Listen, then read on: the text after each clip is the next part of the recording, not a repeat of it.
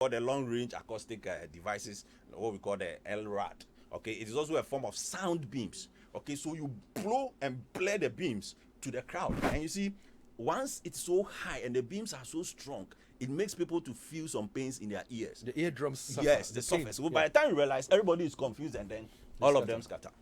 Okay, these are all new techniques that is in use now, which we expect that going forward the police will use. And look, these techniques are ways of controlling the crowd, where at the end you are able to minimize the level of casualties and death that is likely to be. Mr. Opoku, I'll come to you shortly. Please indulge me. I'll come to you shortly. So haven't we learned lessons? Accra House of Folk played Kumasi Asante Kotoko May 9th. We know what happened. Yes. Tear gas was used. In this scenario, tear gas was used. Under what circumstances can police say I'm using the tear gas? Okay. Or even a rubber bullet or whatever? Looking at the fact that the police over the period have the history of the use of tear gas and this live bullets, I'm thinking that it comes from, as I've already said, this mentality of being warriors, eliminate all kind of, threats or targets. Okay.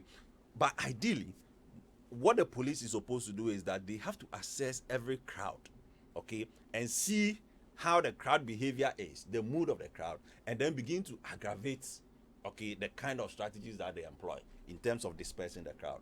So I'm thinking that rubber bullets, for instance, will be much needed when the police feel that, look, right on the scene, there are people who are so armed to the teeth, and therefore their presence there poses a current or maybe a potential risk to life and property. In that case, when the police assesses the situation, they realize that, look, there are so many offensive weapons that these guys are using and can pose a lot of risk, not even to them alone as police officers, but also even to people who are just nearby and are not part of the demonstration. They will want to identify the targets and then take them. And in those cases, mostly, you are not even required to shoot into the crowd.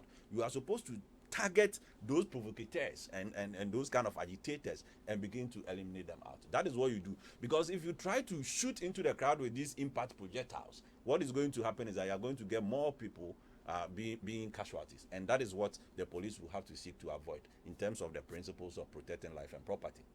Well, listeners, we want